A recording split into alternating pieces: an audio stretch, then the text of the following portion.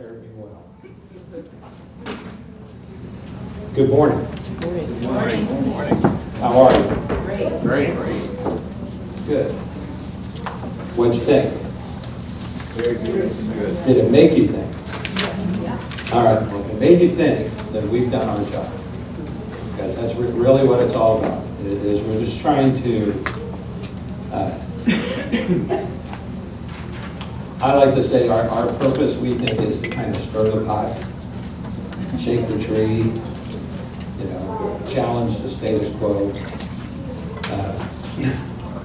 You picked up, obviously, from Jennifer's comments that we're talking today about strategic alliances, and collaboration, and all of these concepts.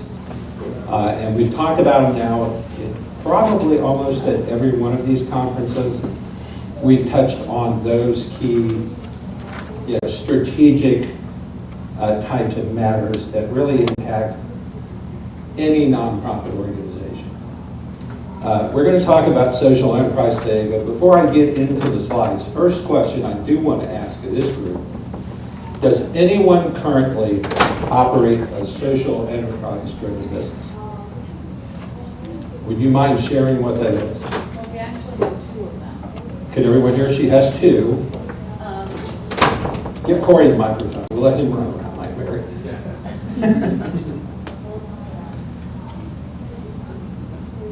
Do we have a mic that she could use so they could hear her? Oops. One moment.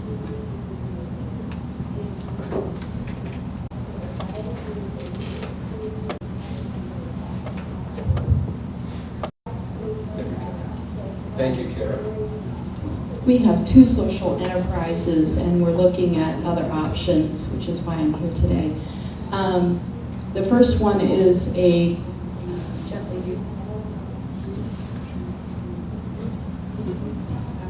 It's a gently used clothing store. It's called Anna's Closet. It's not set up like a Goodwill store. It's set up like a boutique, which we feel gives people the dignity for having a nice place to shop instead of feeling like they're just taking things off of a rack. So we have a multi-purpose in that mission. We also have people do job skills there. We work with an agency called Experience Works, and they are always looking for nonprofits to employ their folks. So we've had several people from them.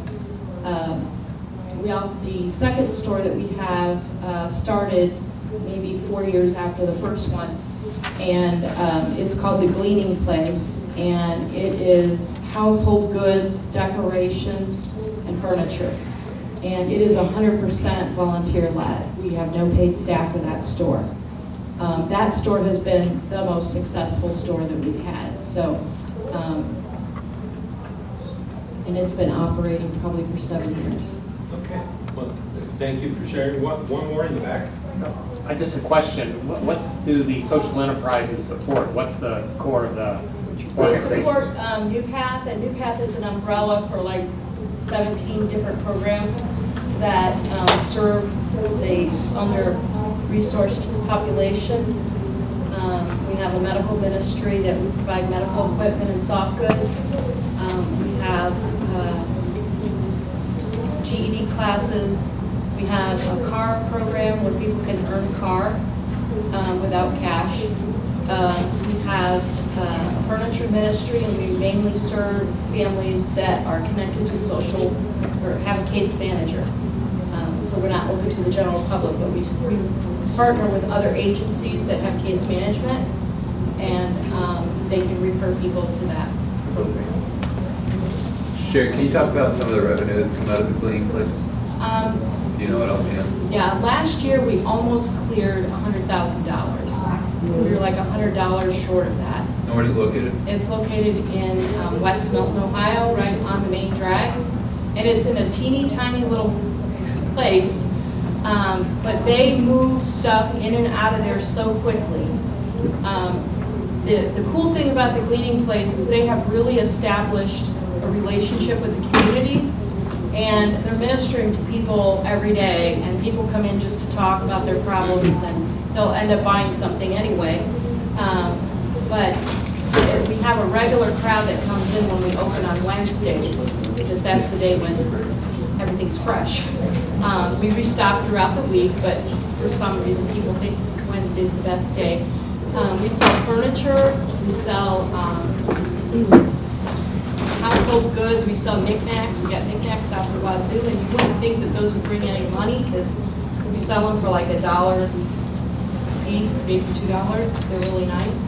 We have a kitchen room where we sell small appliances, dishes, cookware, anything that you would use in the kitchen. And she'll run specials where she'll say, this room is 50% off. And so we have a good customer base, and the area of West Milton is really close to Troy. And in Troy and West Milton, there is a lot of low-income households. Thank you for sharing. Did this go up? Let me just ask this. Can you hear me? Yeah.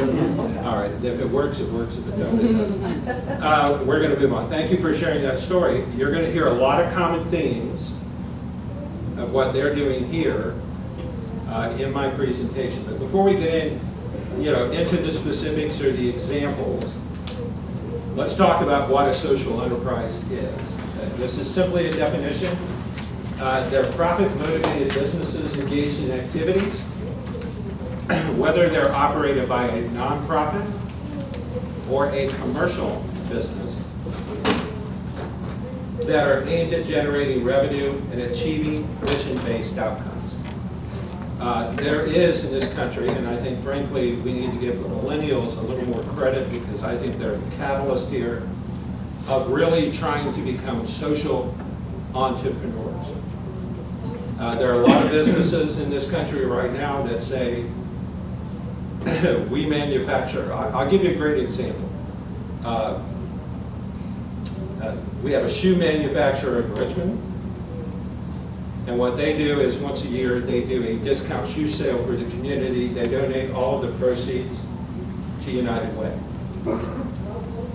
There are other examples where you might have a sneaker manufacturer that, as part of their philanthropic efforts or endeavors, let's say we go into a community and we take every school that has 75% or more free or reduced lunch, and the commercial business comes in and says, we'll provide a pair of gym shoes for every kid in the school. That is a social enterprise.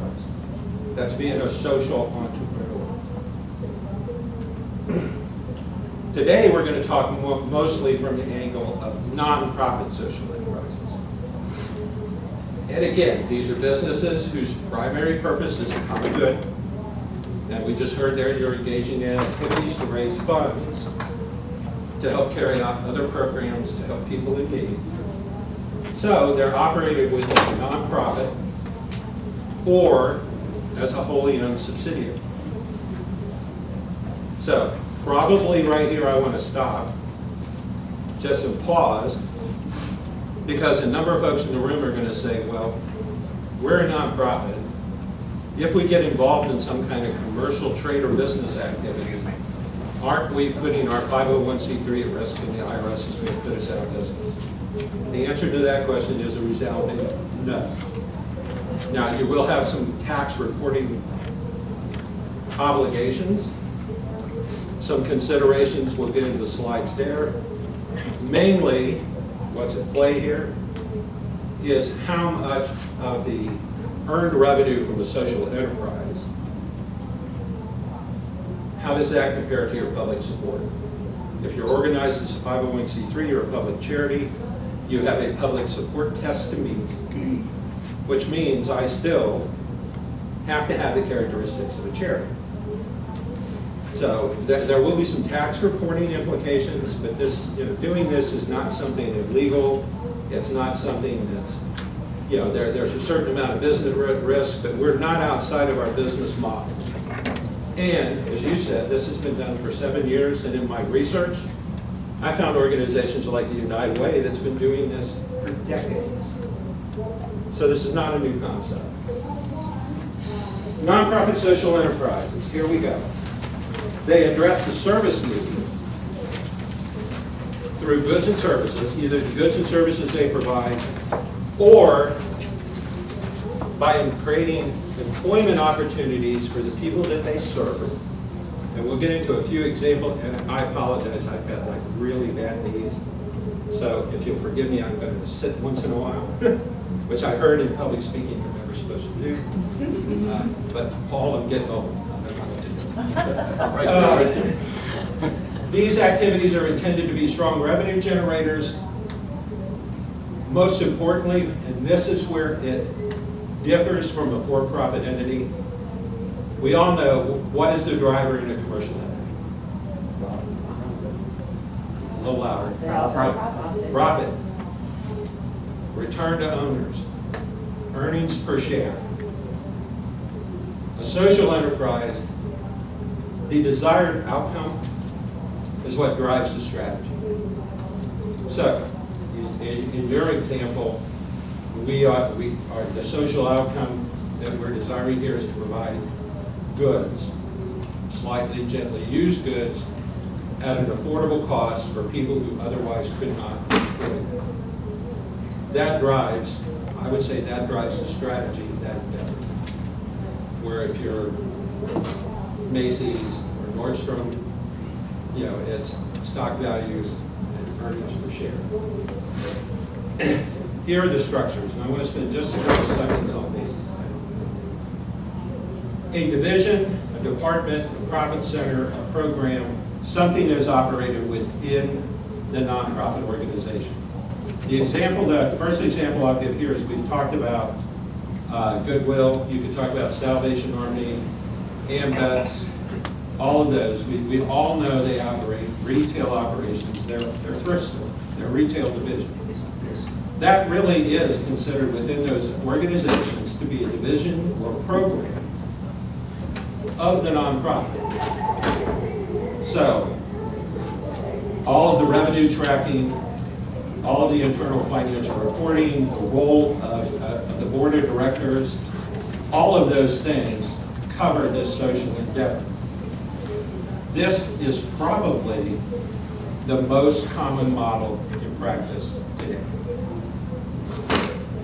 The second model here, and we're going to talk a little bit more in detail about this one, is it's actually organized as a separate commercial business. I want to engage in a social enterprise activity. Let's say I want to, I'll give you an example. Anyone here that operates or plays in the space for an MRDD shelter workshop?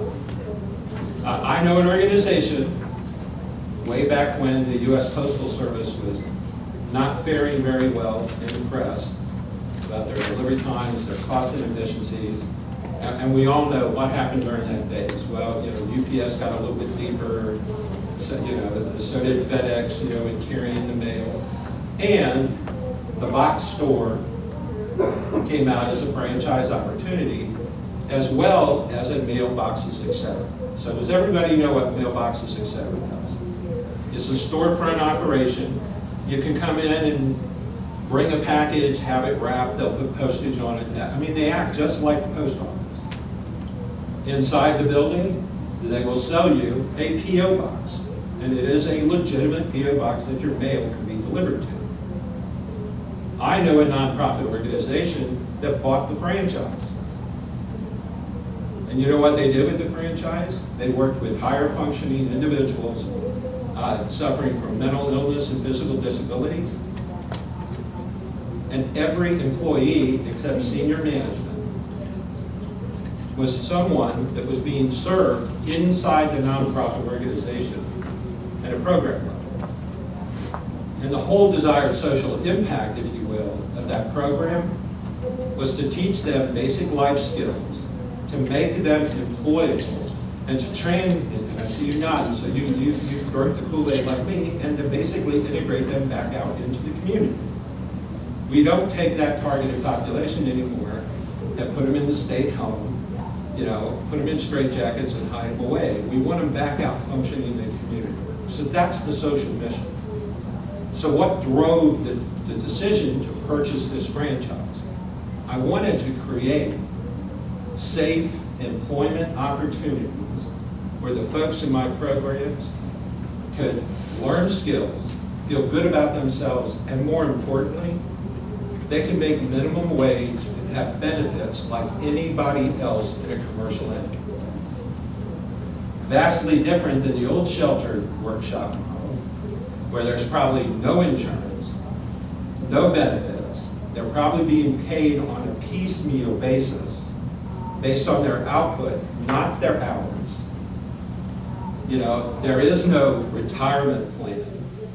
So what have we done? We have engaged in a business that hopefully will be self-sustaining and generate enough revenue to provide employment opportunities for those who need employment. Everybody with me? That's really what we're talking about here. And we do have some really cool examples here in a couple minutes. The last way that you could organize a social enterprise if you wanted to is you could organize it into a separate nonprofit organization. All right, now let's stop and pause here. Well, I understand the commercial enterprise because if I start a corporation or a limited liability company, the nonprofit will own all of the stock or all of the member units. So I have a direct ownership interest. If I put this activity in another nonprofit, how do I control it? Well, that's very easy. That's done through bylaws. The parent, if you will, nonprofit reserves the right in the bylaws of the newly formed organization to appoint a majority of the board members. Other elements of control, it's like we'll do your back office, HR, and accounting function, and the nonprofit will sell it to the subsidiary nonprofit, if you will, under a management agreement. And because I'm a bean counter, the bean counters in the world say if you have a financial interest and you have control between two nonprofits, it works just like a parent and a subsidiary relationship. As far as risk management, some other things we'll talk about in a second, you achieve the same objectives. So I am not here to tell you what type of organizational model you want to use. We just want you to think about the possibility. Let's talk a little bit about the benefits of a wholly owned subsidiary. And some of these would ring true for that separate nonprofit model. I talked about it with the mailboxes, et cetera example. It's the ability to engage in income-producing activities beyond contributions to program service fees. So, if you're a client of Brady Ware's or a client of another accounting firm, how many times has the auditor said, you know what, you're getting all your money from FSSA, or you're getting all your money from an aging set of donors, that's going to pass by the wayside, because they're 10 years or 20 years older than me, and I'm 60. You guys really need to be focused on revenue diversification. There it is. I'm doing something different. The second benefit, I can offer those goods and services at market prices. Let's go back to the mailbox, et cetera example. And the only reason I'm going to say this is because I know every bit of this is true, but obviously I can't name who the organization is. They ran a commercial mail program. Our firm bought services from the nonprofit. Anyone here ever done a bulk mailing to a couple thousand people? Mm-hmm. We don't run that stuff through the postage machine at work, do we? You bundle it up, you take it to the post office. We bundled it up and took it to the nonprofit. They had folks in the program. They ran them through the machine, carted them up, put them in all the little stack box sleeve things and took them to the post office. Gave their, gave their program service folks that they were serving a chance to do, a business ongoing type of activity. Their time, though, it was considered a therapy, so they're billing the state for that revenue. And, when they contract with us, the reason we took it there, I'm going to be very honest, the reason we took it there is if we went to UPS or the post office, it cost us 5 times more. So what were they doing? They were basing their pricing model on just buying the work to keep their people happy.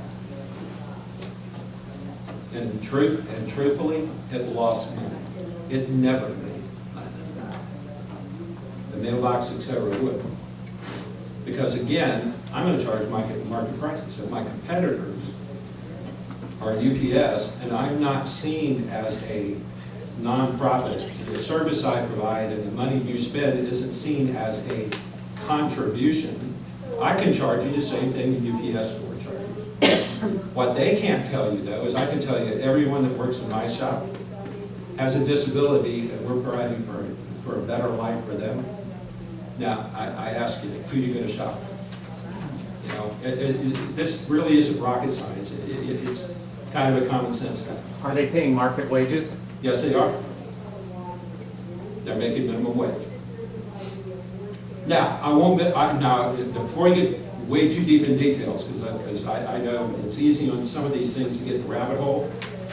If they are employed outside the program, there are going to be programming restrictions depending on your grants and contracts with government agencies that I will not pay you service revenue for you to outsource it to a for-profit endeavor that's paying market rates.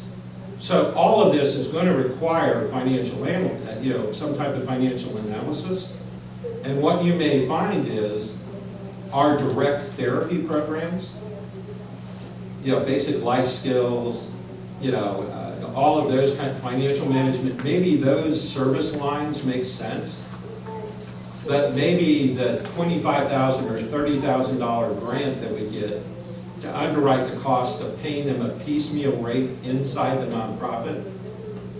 Well, if I eliminate the $30,000 worth of revenue, how much can I save inside the nonprofit by not carrying out the activity? And if we're trying to serve the people in need, do we want to pay them 25 cents a piece that they produce or $9 an hour? You got to ask yourself, again, I go back to my first slide. The desired mission outcome drives these decisions. Is that clear enough? Greater protection of your tax exempt status. I'll come right to you after this one. One thing that you do, if you do go to a wholly owned subsidiary, you have isolated all of that trade or business activity outside your 501c3. And I see heads shaking. Bottom line, if you operate this in a 501c3, which you can, your ongoing regulatory compliance and staying on top of things is going to be infinitely more complex because you did not give your 501c3 status to operate a mailbox, etc. If you put it in another legal entity, the very next point, the business risk, the business decision making, all the baggage with that activity is underneath a corporate, sort of has a corporate shell. They can't pierce that corporate shell. So if you're sitting on a $50 million endowment and somebody falls inside the store, guess what? They can sue the store, but they can't sue you for your $50,000 endowment. If it's inside the nonprofit, I would argue that a multitude, are there any attorneys in the room? A multitude of attorneys would be lining up for that contingent fee on that $50 million endowment. And we're in a nation that basically will pay me $1 million to pour a cup of coffee in my own lap. That's where we're at. So that's why we look at this model. While it's a little more complexity, it does have some benefits. You had a question. So my question was about diversifying the revenue stream in terms of when you open that shop. So ours is part of our program. We sell the art that we do art therapy with. Sure. The clients make a commission back. But when you look at centers like that, like for example, when you went to that mailboxes, et cetera, did you have the mentality of this is the way that I give back to the organization? Because I think what I find is that our donor base is affected when they support us through that retail location, if that makes sense. Because our a number of donations may be affected because I bought a base this weekend, so I don't need to give my $100 this year. So when we're trying to diversify that revenue stream, am I really taking away from my donor base? Did everybody hear the question? If I open up this activity and I suddenly move it out, on Main Street, get a different storefront, Do I lose that connectivity with donors who are attracted to my mission because I was providing this artwork or a good or service under my 501c3 umbrella? Short answer, it's a risk. This model, though, you got to think of the opportunity. If I'm going to lose 20 donors, but if I have the potential to attract 4,000 customers at market rates, now again, it doesn't apply for the artwork. You see my point? That's why I'm saying, this isn't, don't go back to your board, Bob said do this. Let's take a vote, and we're going to have a unanimous vote, because we already agreed nobody ever dissents. And I'll come back to you. This takes business planning. This is strategic. This is hard work. But we're trying to tell you through these conferences and through Jennifer's presentation, nonprofits in 2025 or 2035, it's going to be hard work. It's coming. We can bury our heads in the sand, say we can rely on our same old, we can rely on that once-a-year fundraiser and our tried and true donors. And you know what? We've seen it in practice. The worst thing I can say, I always say the worst thing you can do as an organization, in Bob's opinion, not Brady Ware's, is focus everything on sustainability. Look up the definition. Sustainability says we want to engage in activities to maintain basically the status quo. We are in a game now, folks, where this is about resilience.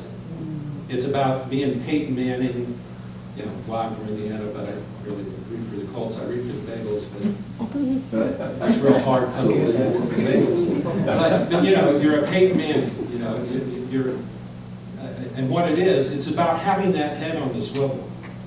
It's about being an organization that could say, when the bottom drops out in the environment that I'm in, how am I going to respond? How long is it going to take me to respond? And what we see in practice, and we see 100 different organizations, we're not being critical, we're trying to be proactive. We're focused on the traditional business model, trying to cling to the practices of the past.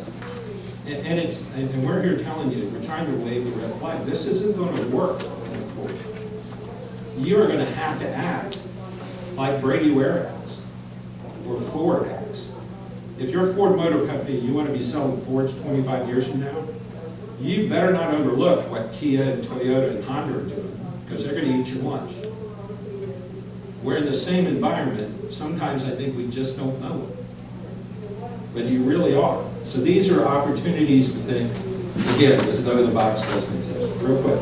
I would like to say that we've gained donors because the people who donate to our stores, we have them fill out a receipt, we send thank you letters, we inform them of the mission, we send a brochure about what they're supporting so that they know that. And people that buy in our store also donate, and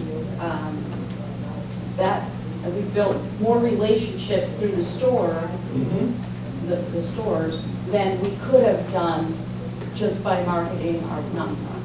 So, real quick. So really what you've done is I've used my social enterprise to tell my story. Yes. And I'm getting an opportunity to tell my story to people that I otherwise would never get to sell my story to.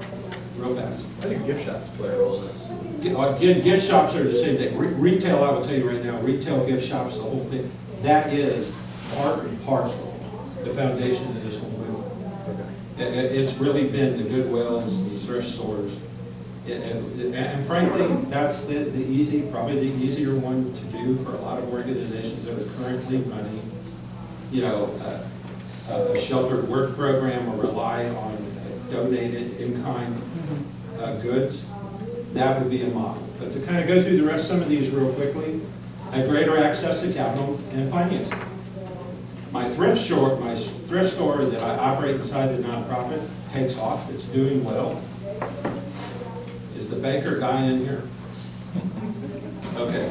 It takes off and it's really well, so I say, I want to open 5 stores. Has anyone in here ever been involved in trying to secure a loan if you're an executive director for a 501c3? I tell you, you're gonna have a harder time than I did buying my first home on the VA loan, and the closing documents were this big. Banks don't lend money for trade or business activities to nonprofits. It's more difficult to do unless you have huge critical mass. And I can almost assure you, it's gonna be almost next to impossible to get them to give you startup capital to start an endeavor that has no proven track record. But if it's a for-profit, and I've got a viable for-profit, EBITDA numbers, I've created the enterprise value, I've isolated there, I've got a more compelling case. The ability to attract and retain greater talent. I'm just going to be honest, if you operate a manufacturing program, a cleaning service, a retail, you need a COO equivalent, and you post it out there on monster.com that I want you to come and work for Goodwill Industries. I have a marketing degree, and at one point in time, I ran 13 7-Eleven stores in Miami Valley as a district manager. I'm not even going to read your ad because it's an ad for a job in a nonprofit organization. It's not a job that appeals to my skill set. That happens. The ability down the road to sell a business.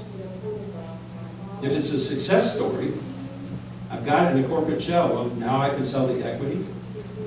Who knows? I could go out and take on a commercial business. We could turn it into a joint venture. I could sell Paul 40% of my stock. You can't do that inside a nonprofit. So you got to be thinking about these things down the road. Public perception, we already talked about it. I'm going into a mailbox, etc. It looks like the UPS best store, it has a storefront, but if I walk into ABC, nonprofit organization, it feels like a social service enterprise. So you can market different, create a different image, minimize, and this is going to seem funny when you see the next slide, minimize regulatory or legal constraints. Now, if you're getting funding from the government, the one thing the government is great at doing is even if they're providing you program funding for program A, they want to give you a laundry list of things that you need to do as an organization as a whole, or you ain't getting my money. Got to have a drug-free workplace, that's a good thing. Got to have a conflict of interest policy here. You know what? You can't do this, you can't do that. Well, if I'm operating in a commercial business, the decisions I make, how I hire and fire, I'm still subject to federal law, but I don't have all this extra baggage that gets baked into these contracts because the Fed's supporting my program. And you can minimize mission creep. And here's where I'll say, with the utmost respect to an organization like a Goodwill or a Salvation Army, if your retail social enterprise on a national basis, or even as a local Goodwill, if that entails 70% of the people you employ, 80% of your operating revenue, where does all the time and energy get focused? On the retail enterprise. It has to. I'm a business owner, it has to. Squeaky wheel gets it away. So if you put it here in another entity, treat it as I'm a stockholder. I'm not an operator, I'm a stockholder. I get to tell them who they have to hire. They got to hire my people in my program, but I hire professional management. I run it as an independent business. I don't have to bog down my board of directors who struggles understanding nonprofits with running a commercial business. There are just some things we can do here to give us more latitude. Challenges.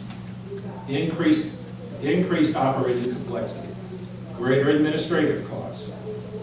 A MIFA. I'm not going to try to explain a MIFA, but there is a law out there that says if you make investments with other people's money, and public support is other people's money, you have to act in a prudent and responsible manner. So if you choose to invest in starting a trade or business activity or purchasing your trade or business, you have to be able to meet the standards of that law that you acted in a prudent manner. You have to be able to demonstrate it fits with your mission, and you're not putting the organization's 501c3 at risk I think that was Corey telling me I gotta pick it up. Then I say increase legal and regulatory. You said, well, wait a minute, you said it was a benefit to put in a separate entity. Here I'm talking about, you know, you're gonna have a separate payroll, you're gonna have different kinds of insurance coverages, you're gonna be, you know, if you're depending on the business, it may have different worker comp implications and your social workers will have in life. How do we get started? I'm not gonna read all of these, but these are the questions. And we're trying to help you get the conversation started with your board. First and foremost, are we prepared to take on a risk of this magnitude? Are we willing to accept that it could fail?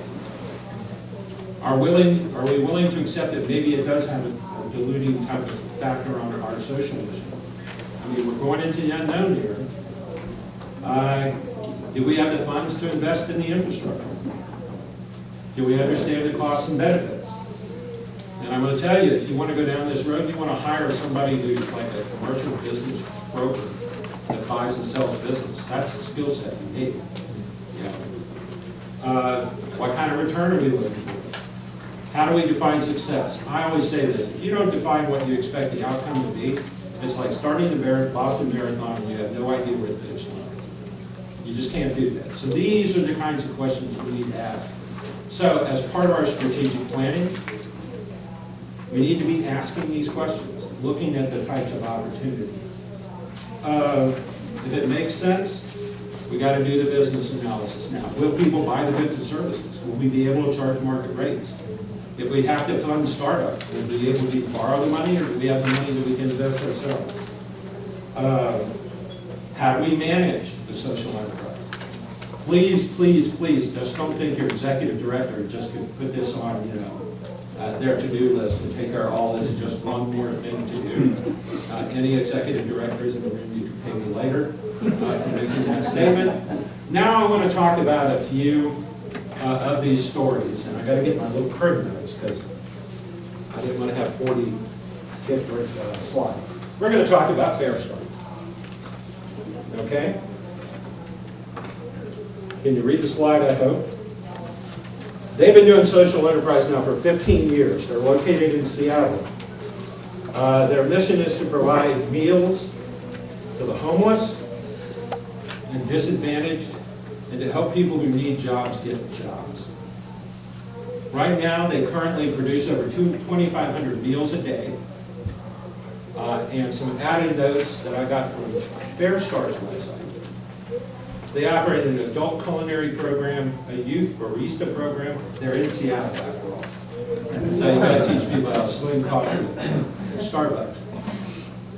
Food service, you know, apprenticeship programs.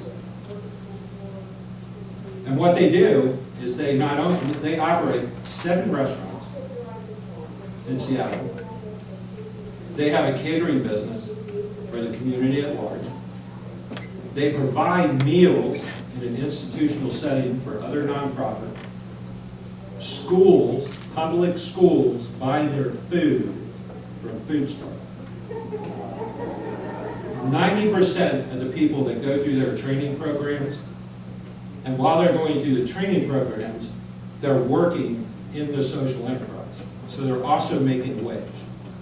90% who graduate the program have jobs in the food service and food service related industries within 90 days of completing the program. Now I ask you, is that impactful?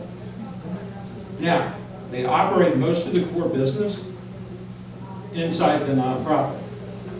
They created an LLC, and what the LLC owns are the restaurant operations.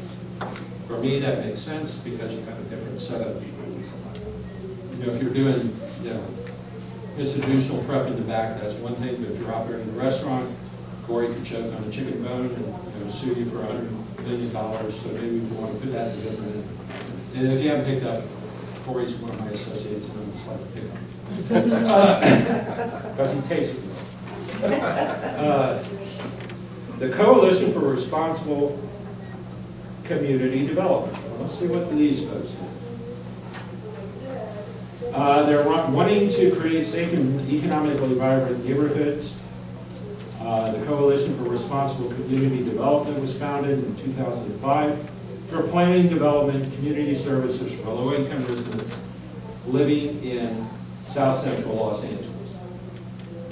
Obviously, a need. Now, obviously, a community has a variety of needs. I mean, I think most of us know that. They formed a social enterprise, CRCD enterprises. They were approved by the Better Business Bureau, and they offer several services. Most of these are offered through the nonprofit.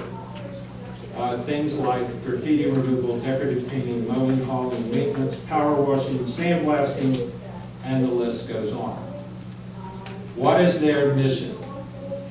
Creating thriving, vibrant neighborhoods in South Los Angeles.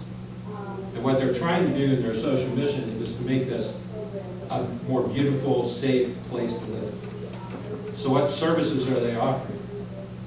Fix up, clean up, graffiti removal. What are we doing? We're trying to sell our services back to the community with the goal of making a more attractive, safer, better place for the people in that community to live.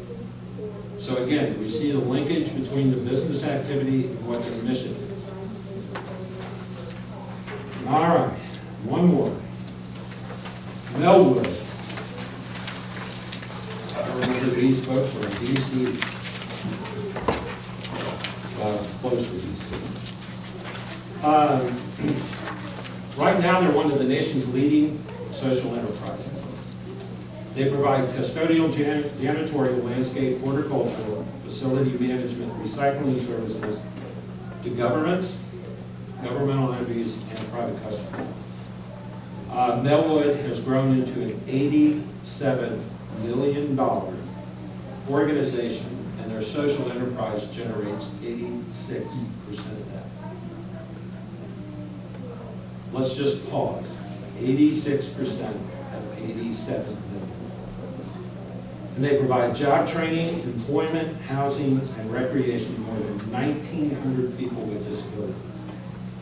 They operate a horticultural center, and if they weren't already big enough, the recent news from Melwood is that they merged with Linden Resources and have now created one of the largest nonprofit social enterprise networks in the entire country. Because they joined forces with a like-minded organization that was just as big. I'm sorry, 87, 90, $100 million, that's a doggone good commercial business. And every one of us in the room, if the bottom, if only 10% fell to the bottom line, I'm pretty sure nobody in this room would be disappointed. They employ 2,000 people and are projected this year that their total revenue and public support will exceed $100 million. They operate in 3 separate 501c3s. The Horticultural Training Center is a separate 501c3. And then they have Melwood Vets Services. They are in our nation capital. They created a separate 501c3 to carry out mission-driven social enterprise activities around veterans in needs and veterans returning from the Gulf War. So again, it's not a commercial, stock-based, I set up an LLC. They're operating 3 separate nonprofits, but boy, the linkage is there. And serving those people drives every decision that they make. So, the last one here is pride. This probably resonates with some folks in the room. Pride started in 1996 by a group of parents in their basement, or in the basement rather of a church, trying to provide better lives and futures with their kids who had disabilities. We currently have 3 clients at Brady Ware that have started exactly that same way. My children need services. I don't know where I'm going to get them, so we're going to go out and make it happen. Today they employ a workforce of 3,100. 2,500 of those individuals are disabled. So talk about creating employment opportunities for their targeted demographic or for their constituency. And they generate $95 million a year in revenue. They operate a manufacturing concern, which I found a little interesting. They build things. We don't build much in the country anymore, but these folks definitely are building it. And right now, they are the third largest manufacturing company in the Sacramento, California area. 2,500 of their 3,000 employees are individuals with disabilities. Think of the impact that you have. Just think of the impact on one month. But in one area or one region, if you could replicate that for 2,500 people, I mean, the possibilities here are endless. All it takes is a willingness to dream. And then we got to kind of roll up our sleeves and figure out how we're going to get it done. Good? Hold on. That's sort of when my name pops up, that means we're done with the slide. Corey, how much time do we have? About 3 minutes. All right, we have about 3 minutes for questions, but I'm here all day, and there's my contact information, so if I don't answer your question, email me, and I'll guarantee you I will answer your question. So, in the back. It seems like in the examples that you provided, the common theme is providing employment opportunities for people with disabilities. And if you're in that space, this is perfect. Separate that, eliminate that if you're not in that space. I haven't seen too many examples that are successful or given. Tell me what space you're in. Let's take 2 seconds and look green. What space is your organization? We provide educational materials to economically disadvantaged schools, the kids, and we distribute it So to is the it limited teachers. school supplies, those kinds of things? But we can't, in our charter, we say we can't trade, sell, or barter those materials. Okay, so right there, you have, in your charter, your articles, however you organize. So the first step is if we wanted to engage in a related retail operation, that's what, you would have to obviously amend your bylaws to do some things from a compliance perspective. But if you're providing those, I'm going to assume your partners are supply stores, manufacturers, and things of school supplies. So, are they providing school supplies for you to distribute? Yes. You're engaged in a social enterprise, aren't you? You're not buying them. Correct. You're not manufacturing them. Right. You've got a network of supporters that are supplying you the goods to carry out your mission, and you're either making linkage or maybe you have I would tell you one area where you possibly could, I don't know if this applies, is if you currently pay for or utilize a distribution network of distributors that you pay for. Why could we not own the distributors and employ disadvantaged individuals in that warehouse? All I gotta do is dream. Yeah. Now, You mentioned this helping tell the story of an organization. Is there any data to show that if a nonprofit engages in a social enterprise, that the community at large is more aware of them or more aware of what they do as an organization? I can give you some anecdotal things. I mean, obviously for this kind of session, I didn't hire a statistician or do a ton of data management. I think we've heard from the example up front that your organization, when you started doing, your gently used, retail type of operation, we have, as attendee here in the front, one of your colleagues that says we have increased the number of donors.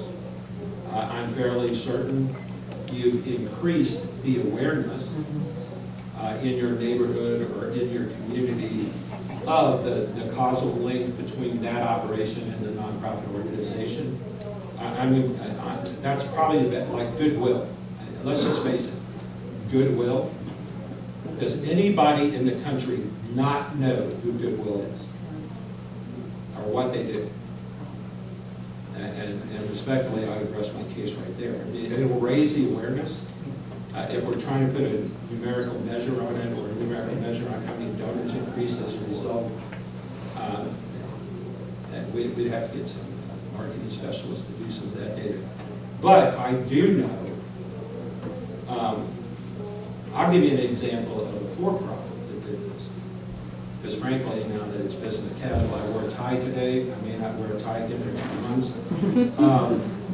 Anyone here remember Save the Kids ties? Had little handprints on them. All they did is Save the Children Foundation, much to your artwork, they sold the artwork to a commercial company who made the ties with the kids' artwork.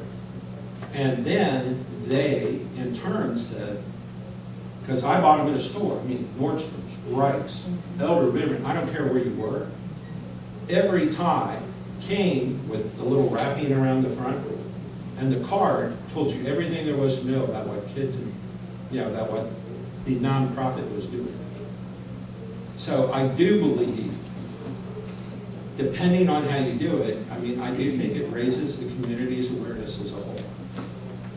And I have to believe in my heart of hearts that it creates greater opportunities for collaborating with others, sharing your story, cultivating a larger donor base, having a broader reach. But, because I know we're going to break here in a second for lunch, but the main thing, please go back and review that list of questions, because I kind of went through them quickly. But if you want to do this, other than we're substituting a social outcome for maximizing the bottom line and putting money back in my pocket as an owner,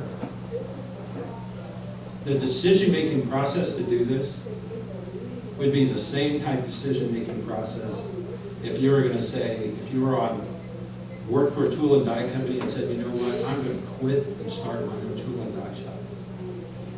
The process is exactly the same. Can I afford to do it? Will they buy my services? Do I have the knowledge? If I don't, am I going to have to pay for the knowledge? The thing I like best about putting in a separate organization, frankly, as an accountant, is that the risk protection of your core 501c3. If something tragic goes wrong, and we're in a very litigious, environment, so I worry about that.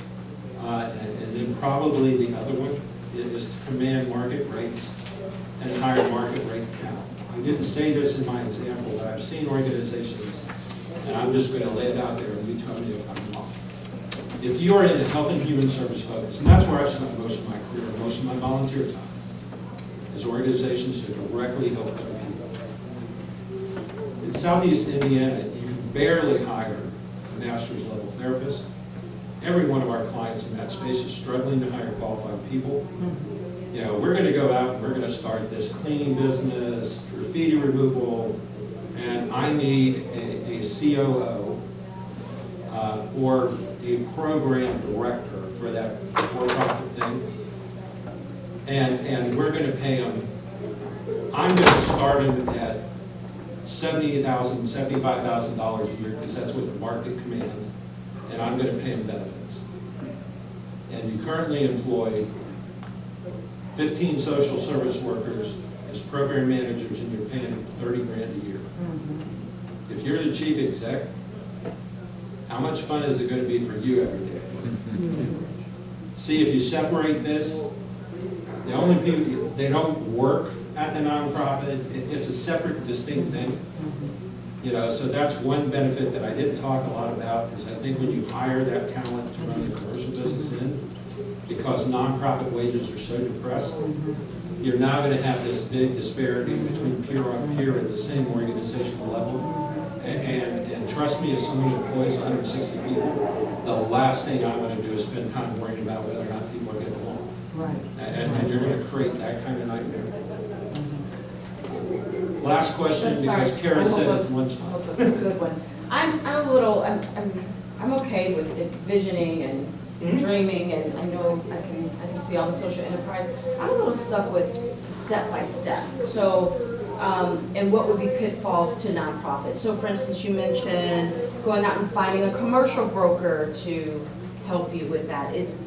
I guess I can't figure out how to go from visioning to then do you talk about it with the board? Or do you then get resources and then talk about it to the board? And then do you funding, and are there nonprofit funders, or do you do a bank loan? Or, so there's steps in between that I can't quite get. I got you. Okay. And hopefully you'll be good natured when I say this.